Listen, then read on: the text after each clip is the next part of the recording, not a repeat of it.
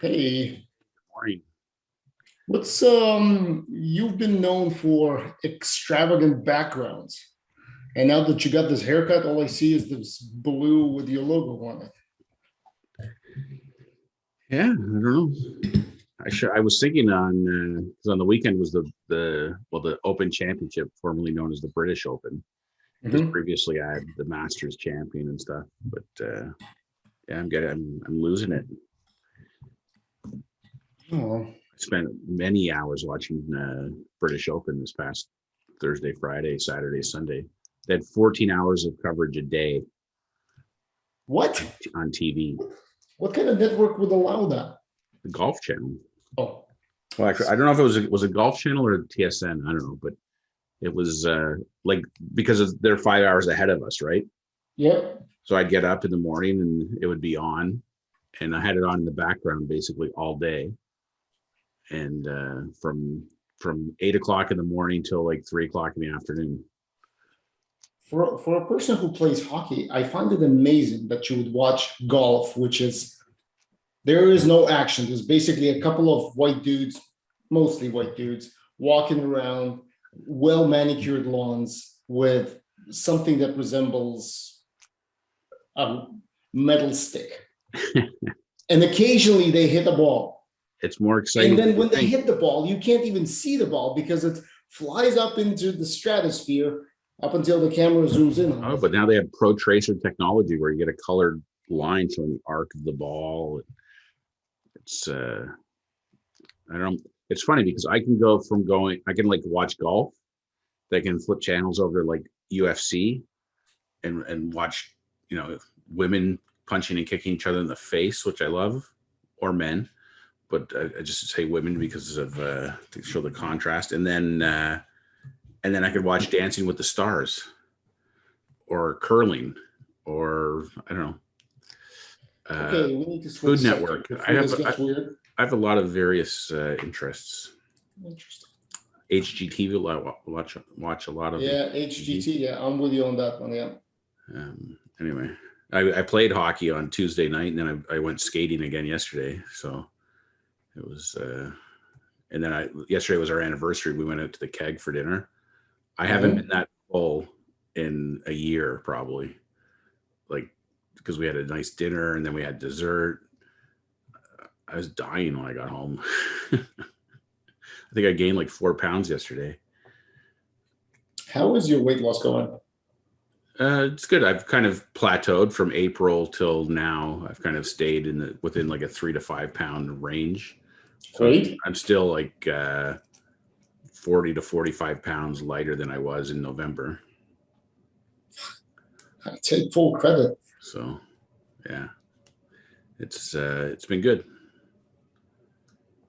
I mean, I'd like to lose another 20 or 30 pounds, but I kind of just change my focus and I know anyway, I know what I need to do if I want to start losing again. So it's good. I just recommended the new map to a guy I play hockey with. So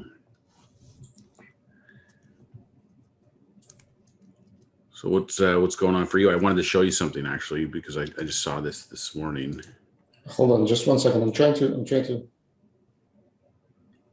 For whatever reason, my screen doesn't recognize that it's not. I have night light on my screen, Okay. and I'm turning it off, but it does not want to turn off. Hmm. The fuck? What is nightlight? I don't even know what that is. It filters out uh, blue light. So Oh, you have what? Blue, green, and red, right? yeah, LEDs. yeah. So blue is the one that tells your brain that it's still you have to be awake. Okay. That's essentially the spectrum of light that makes your body continuously think that it should be awake, Right. and it precludes you from getting restful sleep. So when you turn nightlight on, what it happens is at a certain point in time, usually at sunset, it filters out blue light to Okay. the point where your screen looks a bit orangish. Your Right. phone has the same feature. Yeah. So your eyes don't get as much of that blue gamma into them. Yeah. So it's easier for you to fall asleep. Hmm. Essentially, you're not stimulating the part of your brain that's responsible for keeping you asleep or awake. Right. Interesting. But when it doesn't turn off, it looks weird. Oh. What did you want to show me? It looks weird. It looks fine on my end. No, I know it. No, it's Just I can see it. Yeah. Well, this was a story in the Kajabi group. This person celebrating. It was just a funny example of how such an innocuous thing. So this 2 years ago, we had an idea to increase financial literacy for non-English speakers. They started a YouTube channel, blah, blah, blah. Started with 41 subscribers. And yesterday, they officially received their silver button from YouTube. 100,000 subscribers, 6 million views. And as a result, he gets 200 to 250 students every month, like clockwork. No funnels, no complicated tech, no paid ads, whatever. So there's just a cool example of a success story. Shit. See, every time I read something like that,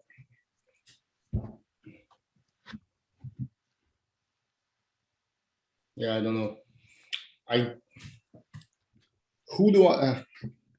It's funny with stories like that. It's either like motivational or it's a kick in the nuts.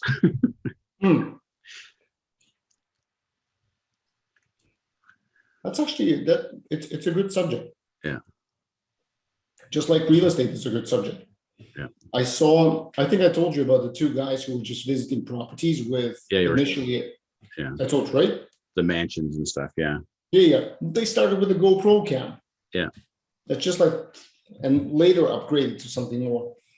Yeah. Who knew that could have yielded any sort of results that people would want to watch that? And sorry, forget everything I said. The question is, how do people find that? Yeah. Well, you and I exist for more than 87 episodes now, 88. Yeah. I'm not getting tremendous numbers of views. No. I've been getting, I looked the other day, I was getting 3 or 4 views a day, which, I mean, it's not 6 million views or anything, but it's 3 or 4 more than I do. Still, it's something. So yeah, it's a slow build. I think, I don't know. It's. So what would be an interesting subject? I don't know. Interesting to who? I think that's. Well, I guess that is the right way of framing it, because I was thinking yesterday about how would you start freelancing? Yeah. How do you start freelancing in order to build freelancing into a business? Yeah. Because honestly, I was thinking about this. Look, you and I many a times have come back to the subject of one, access, you understand how systems work. I am very good with technology myself. So, I mean, we can build stuff. Yeah. We just don't know people who need stuff built. Yeah. So how do you get through to them? Well, I thought to myself, nothing can hurt from being listed on different websites, such as Upwork, Fiverr. There's a couple of other ones. It's easy to find all of them and put your name out there. Yeah.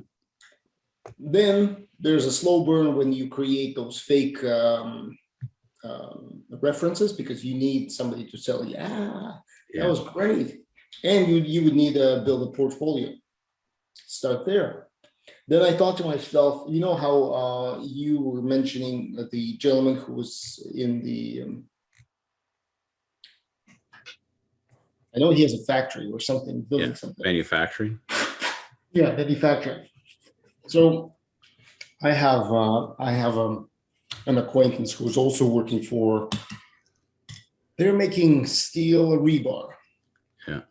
So I just figured, you know what? And he's a real estate agent. It's funny. Ben, it's not that he's all over the place. He's just doing whatever he feels is necessary. Yeah. So I felt like I'd call up Ben and say, look, Ben, here's what I'm trying to do. Yeah. How many clients do you know who might benefit from this? Yeah. How do I reach those clients?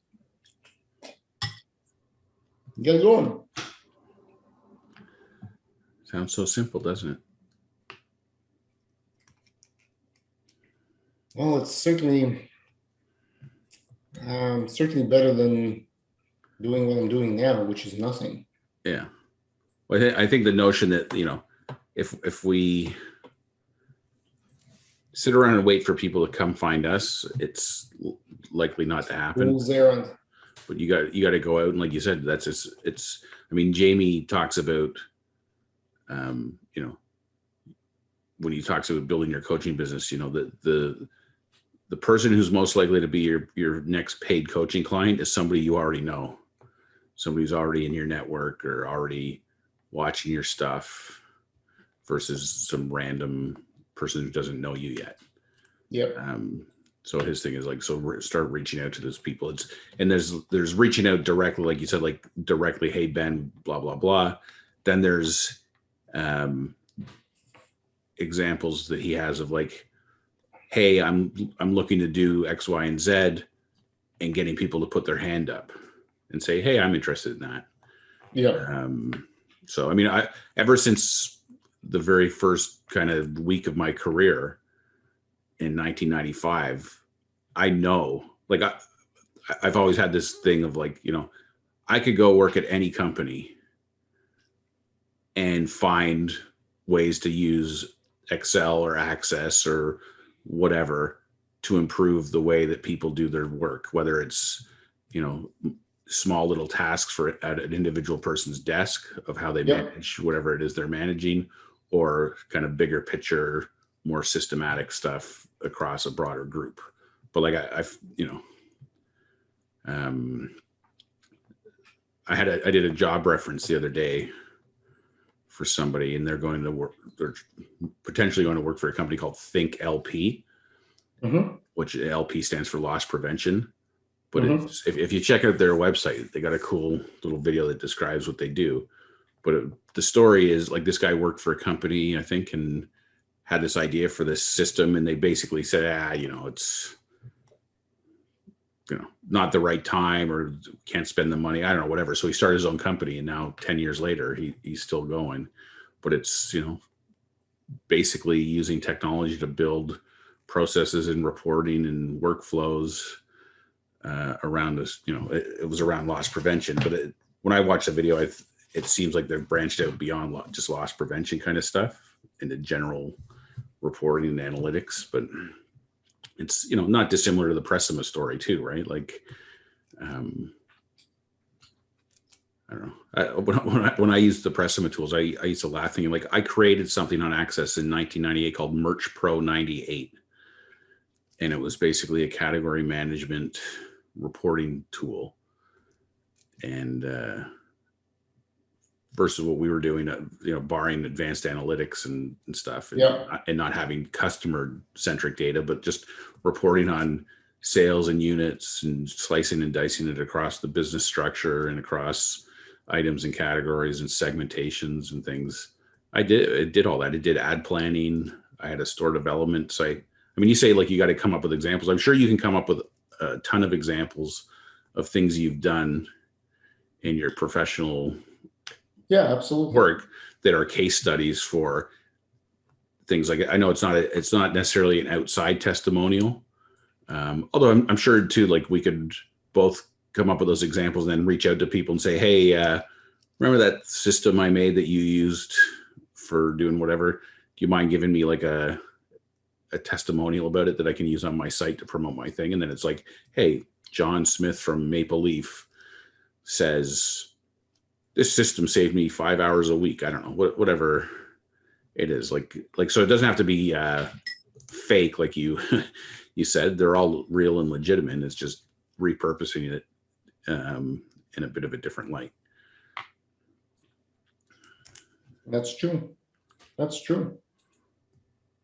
It's I'm looking at Fiverr. There's so many people doing Excel stuff. It's crazy. Yeah, of course. Well, you think about, I mean, it's kind of like real estate too. Like the barrier to entry So low. this stuff is so low, right? Like there's not a very big bar to get across. Yeah. And I mean, and that's partially, if you think about like what it is that you and I are doing, like, you know, we had to spend $2,000 or $3,000 or whatever on some software and a computer and whatever, and boom, we're in the course creation digital world with 50 million other people. What if we start? What if we start putting out content on what you can do in Excel Yeah. for access? I'm fishing here, man. I know that this is not anywhere close to what you have in mind with coaching business. It's not.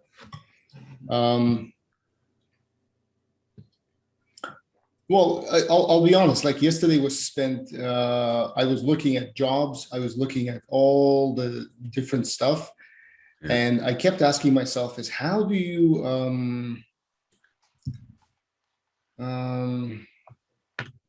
Did you see there's a new director of insights at Walmart job that just got posted? director of insights?" No. I think I just had a notification this morning. Yeah. Let's go director of insights. Director Customer Insights Omni Experience, Walmart Canada. Oh, I haven't seen that. Vice President, General Manager Canada at Jack Link's Protein Snacks.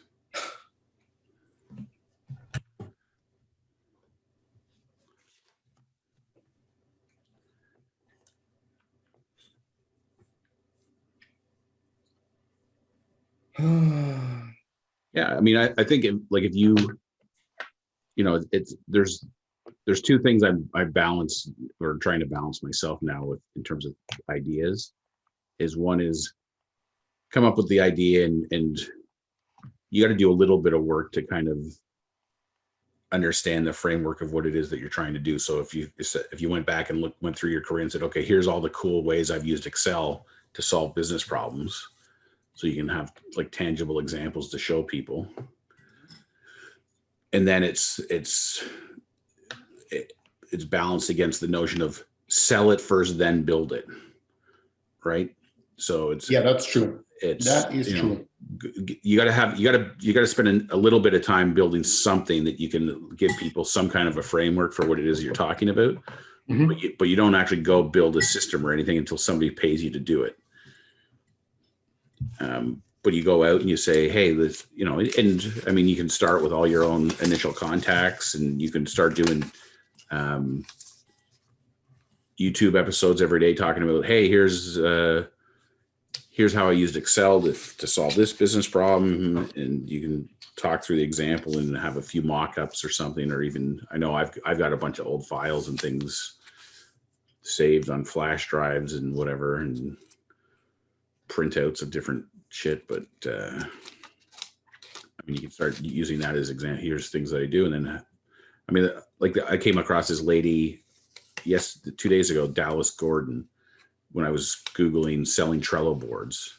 Yeah. And she's a female entrepreneur focused on helping other digital, she called it digitalpreneurs, with their marketing and I don't know, various things, but she's got a whole bunch of things on her channel. She's got a certain style about her. It's a cool kind of little niche. She's got whatever, 3,000 or 4,000 people on YouTube following her. I'm sure she's making a decent living off of it. Mm-hmm. And she's just being her, but I don't know. You know, I was thinking when I saw that post that I just shared with you earlier on the financial literacy for non-English speaking people, I was thinking like, you know, how do you use your heritage? Like, is there a niche of helping, you know, immigrants from Russia into the North American business world, I don't know, acclimatize themselves, adapt to things, or that's just an audience that would relate to you. And I don't even know how big an audience it is, but I got to imagine it's somewhat substantial. You would know better than I do, but yep. one of the not to dismiss what you just said, but along the same lines, kind of trying to frame the ability to deliver value is you have to be. I believe you have to be either really passionate about a subject or you have to be talking about a problem that people have. Yeah. Not that you think they have, but they actually have. Yeah. So, Well, the good news is people have all kinds of problems. do. Which ones do they look for online? Yeah. That's the key. Because, for example, whenever I was stumped with Excel, I would always type into Google search like what I'm trying to do and plus Excel. Yeah. I would find the website, I would take the formula or a solution from there, but I would never go back. Yeah. Yeah. But you got to think about the like the level of person you're trying to help isn't you. Yes. It's It's somebody at a level or two or three levels of Excel / problem solving skills below where you're at, because you and I can just Google something and find a piece of code or a little example and then run with it. yep. I don't know. And I don't know if I don't overgeneralize, but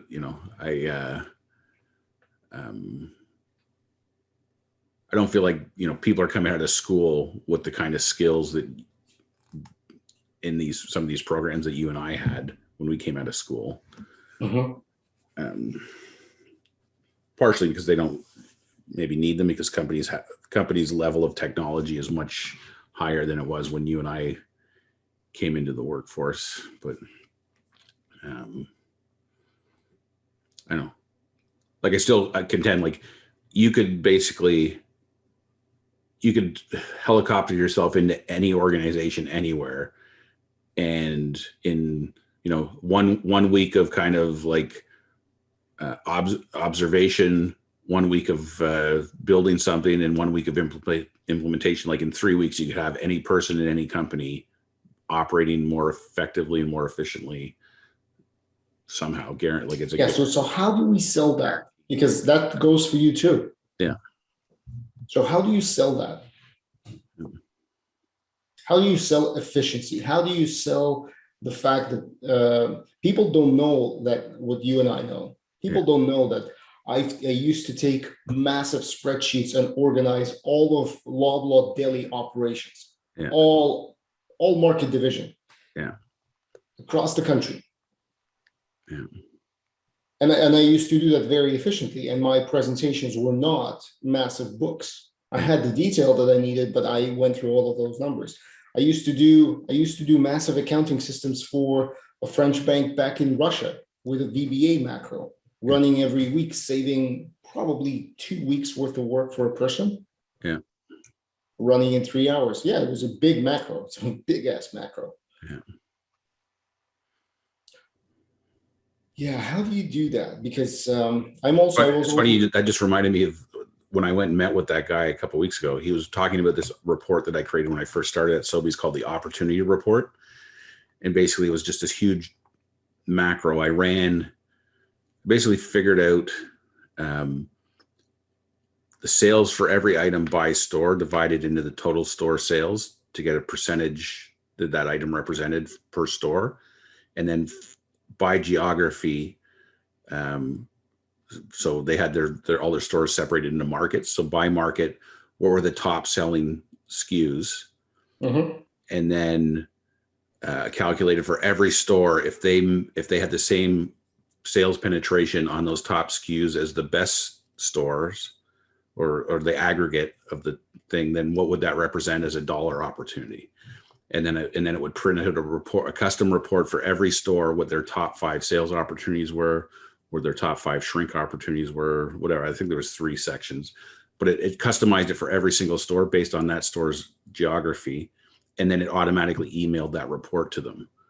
Now it took maybe 3 or 4 hours, a period. So once a month I would do that. but it was like incredibly powerful because it was, I don't know, but it's that kind of stuff, like the same what you're talking about, that Yeah. you can generate shit.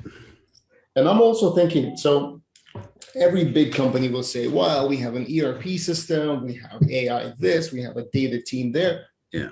Peace. Every company that's below 100 people, even below 200 people, will not have that. Even below 300 people will not have that. Yeah. Most of those people have a very specific function and they're doing that function. Yeah. And most of the time, there is no centralized. So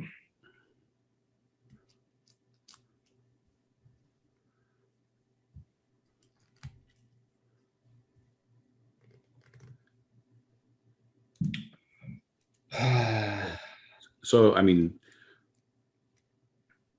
for me, it looks like if that's something that you're interested in doing, you would come up with, here's a list of the stuff I've done and how it could help people. Here's a list of people I can contact that I know in various industries that I think I could work with. yeah. And then, it's building some kind of a communication to them to try and get them on the phone, to have a conversation with them, to say, hey, let's talk. Like, it's, is there something that, is there a problem you're currently having that that you're kind of stuck with? You don't know how to solve it. And would you be interested in me exploring with you different solutions?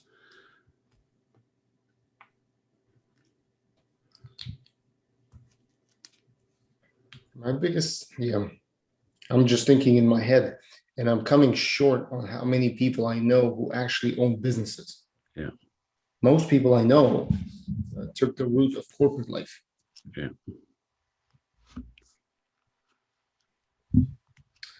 Oh man, it's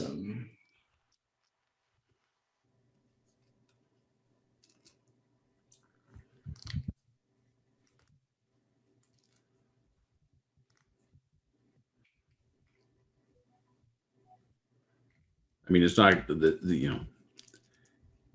it's an idea, but it comes back to it's not really aligned with the passive income approach. Like it's a hard job.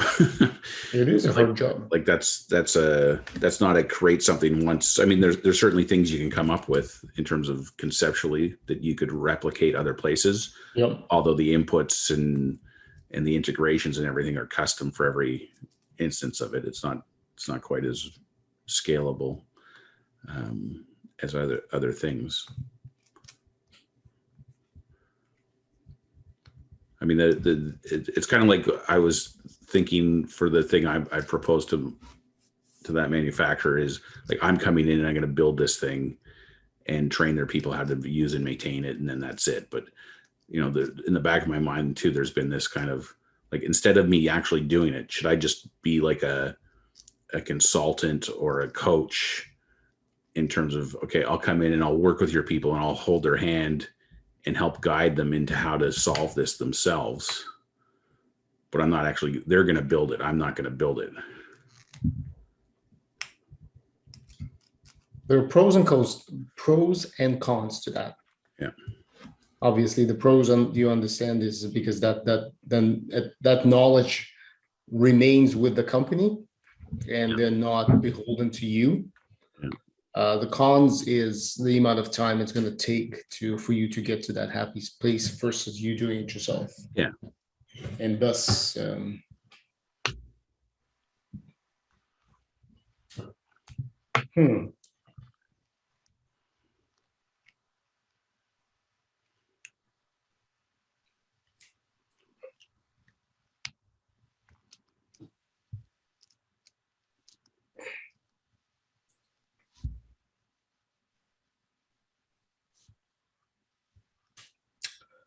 interesting. Yeah. So it's not like that's the unfortunate thing about talking to you is you always provide caveats, which I know exist. Yeah. But I would like to turn a blind eye to. But yeah, well, you should. I mean, there's I don't know. I mean, there is the notion too of like, kind of using Jamie's mansion metaphor, like, you can sit there and talk about all the rooms in the mansion all you want, but like eventually you just got to pick one and go clean it up. And it doesn't mean you have to go down that path a lot, but I would noodle around some ideas, come up with, here's the thing that got me the most interest, or I keep coming back to, and then, okay, let's reach out to a few people, see what we can do. And then something happens or it doesn't, then you move on to the next thing. I don't know. It's, and I mean, I like what you've been trying to retool or repurpose your other stuff that you already created, because I think, I don't, same with what I'm trying to do too. Is like, I'm not abandoning, eventually I might have to abandon some stuff, but I'm still in kind of the repurposing game for stuff I've already created. Like, I don't know if there's with your nutritionist niche thing, right? Is there's like some kind of, I'm constantly trying to watch what like Jamie's doing or Amy Porterfield and these people, right? It's like, is there some kind of momentum you can build to have an event of like, hey, I'm doing a 2-day free Facebook Live thing talking about nutritionist business and niche thing, and you're just repurposing content you've already got, but it's like, can you round up half a dozen people that are willing to tune in and watch your thing? And the outcome could be signing up for some kind of your course for, $20 or $30, or I don't know, whatever it is. Some of it could be, hey, I'll work one-on-one with you to help whatever, what are you stuck on in your business? For, whatever consulting fee of X, I'll help you work through that. I don't know, just throwing around bullshit ideas, but Trying to find who my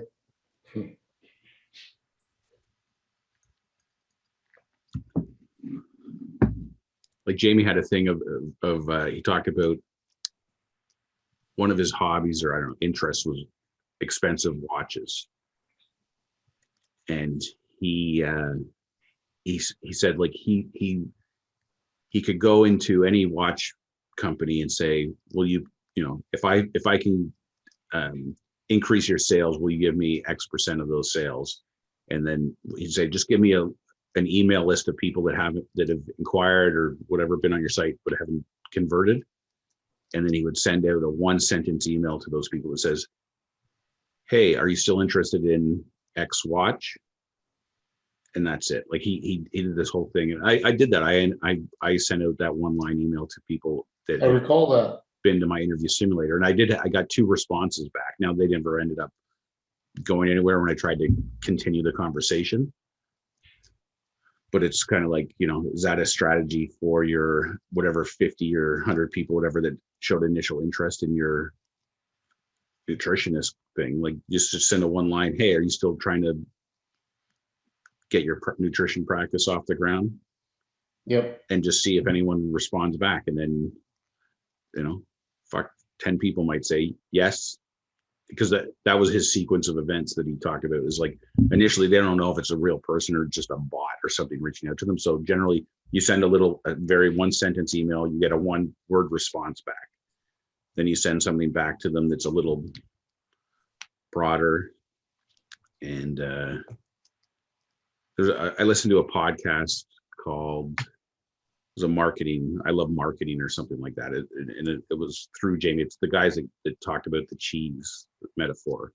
Mm-hmm. But they talked about helping restaurants, and that it was kind of like, I suppose on one hand you could say it's kind of like a bait and switch or a bit of a dick move, but it's like their first email was like, hey, can you accommodate groups of 20 people or more? Yep. And the restaurants respond back, yes, we can do that, because they think it's a customer looking to book a group of 20 people. But it's a marketing company who's got like a couponing program or whatever that helps you get those big groups. So what will happen after that?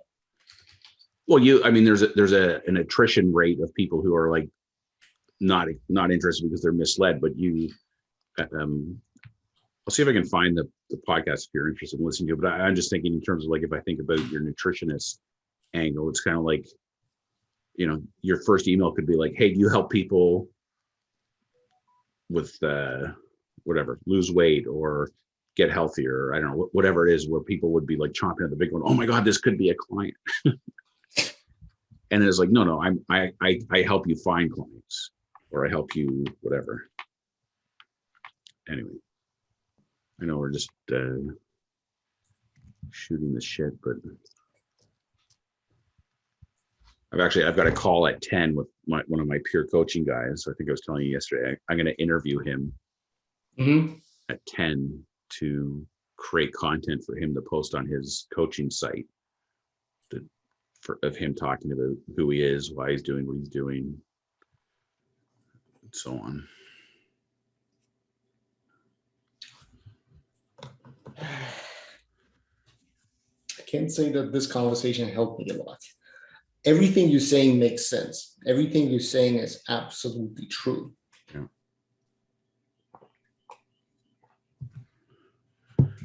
Like, what's in the back of your head that's you're ignoring? That's like the first thing I have to do is blank. The first thing I have to do is find out who I scream at. Like if I'm trying to get my message across, I need to have an audience. Now you can shout just into the void and hoping that the audience will show up and be able to and be responsive, but you're much better off finding a sector and screaming into that sector. Right. Because your chances of somebody listening is going to be higher. What I don't understand and what I can't frame in my head is, what is this sector? I mean, I can quantifiably describe a sector of people I would like to get, but how to reach them, I do not know. Or at least does that imply you already know what your message is to be screaming?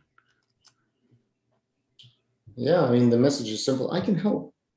Yeah. So I mean, but see that you're right. I mean, what is the message? But then the second I start thinking about the message, I believe I'm getting into the catch 22. Yeah. Do you think about the message first, or do you think about your audience first? Yeah. Yeah. Well, I think message is maybe the wrong word. It's a little bit of a chicken and egg conversation. Yep. I mean, I think, again, another one of Jamie's metaphors is, if I was standing in line at Starbucks and there was two people in front of me having a conversation and they were your ideal clients, how would I know? Like, what would they be talking about that would let me know that that I should interrupt their conversation and say, hey, I know a guy who can help you with that. Like, what's the conversation they're having? Well, somebody is going to say, I have a problem with, and that with is what I do. Yeah. So if you define that, that's what I'm saying. Like, if you know what that with is, that helps you define your audience more specifically. I mean, it could be general. Like I need help with a spreadsheet. Okay, well, that's pretty broad, but a spreadsheet that does what and in what industry or context. And sometimes that's not maybe so much to do with them as it is to do with you in terms of what industry or context are you interested in working in. Maybe it's something more along the lines of,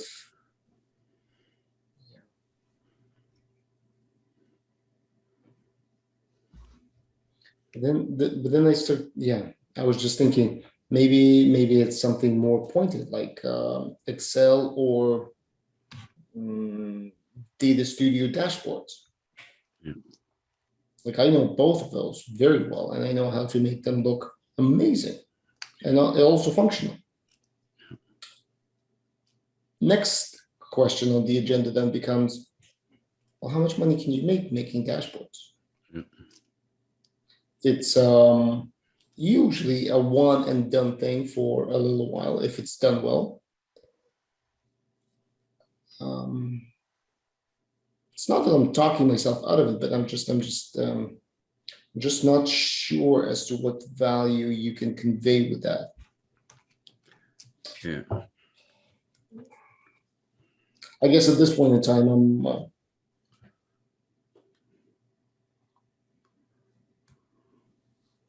for a person who appreciates strategy, I certainly am not thinking strategically.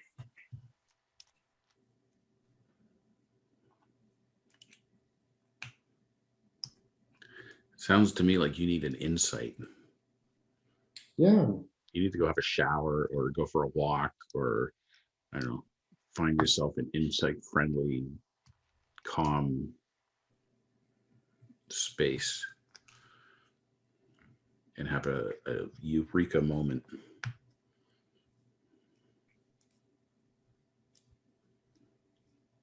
Yeah, the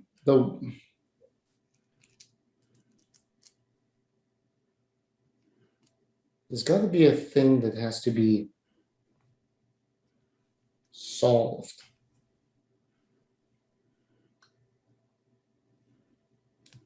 It's interesting because I'm reading a lot, I'm seeing a lot of companies who are creating solutions and then looking for people to sell them to. And that seems to be normal. They even raise money to do just that. Meanwhile, it seems that most of the successes I've found was when people were not looking for people to take advantage of their solutions, but rather people proposing their problems and then lending them the solution. Right.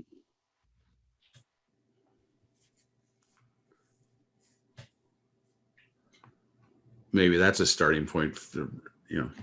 You reach out to people and ask what are the problems, the biggest problems they're having in their business right now.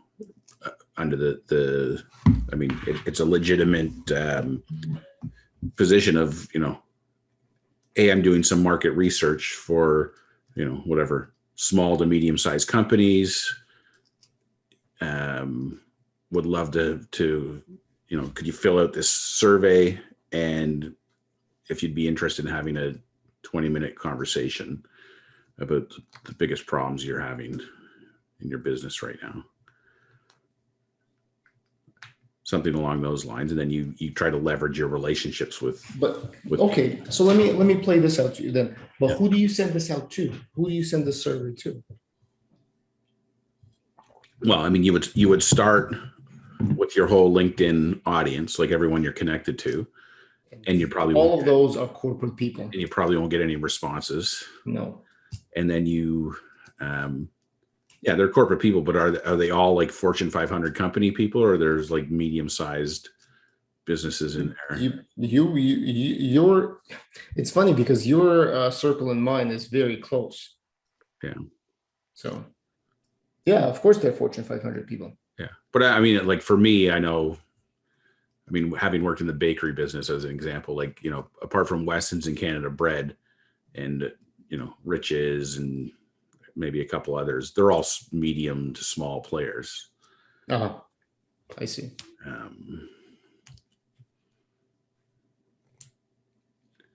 Even like if you think about the Pressima business, right? Like the 35 or 40 companies that were part of the shopper suite, or I don't know, whatever tier you want to call that. Then the hundreds of vendors below that, they're all, medium to small players. Once you get outside the top 40 companies.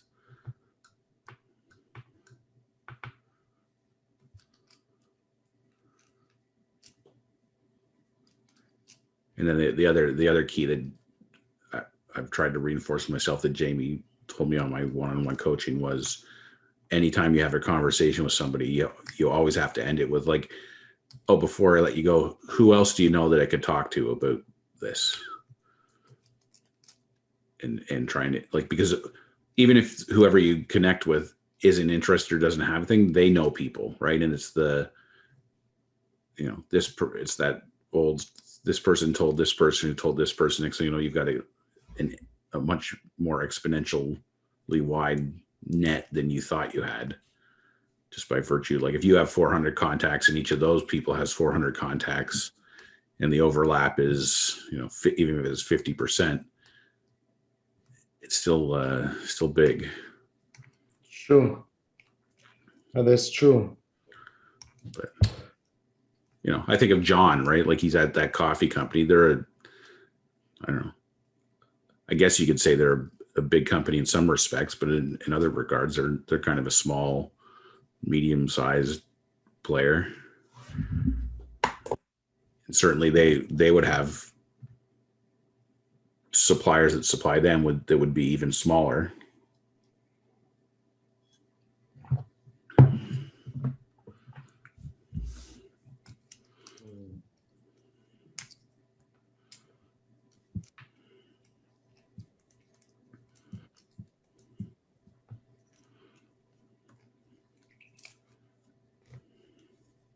Yeah, I do need an insight. I do feel that it would be great to have an inspiration moment.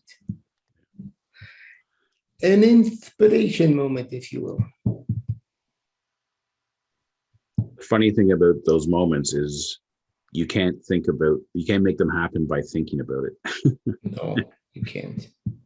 You have to stop thinking and let them happen. So I started writing an article. I think I was telling you about brain. So the title is something like brainstorming is stupid or something like that. Because it's, you know, the best ideas don't come when you're like Focus. involved in an intense focus on trying to solve the problem. Yeah. You need, instead of brainstorming, you need brain calming. You need, you know, to go do something else. Go play pickleball or beach volleyball or go for a walk, or I don't know.